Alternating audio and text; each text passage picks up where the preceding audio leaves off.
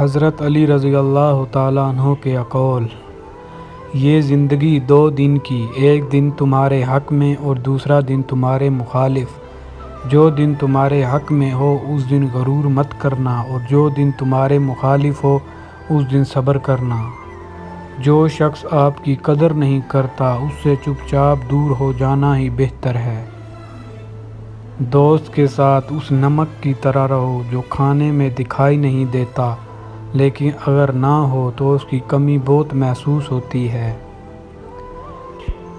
دل کو قابو میں رکھنا اور اختیار ہونے کے باوجود ناجائز خواہشات پر عمل کرنا، یہی اصل مردانگی ہے۔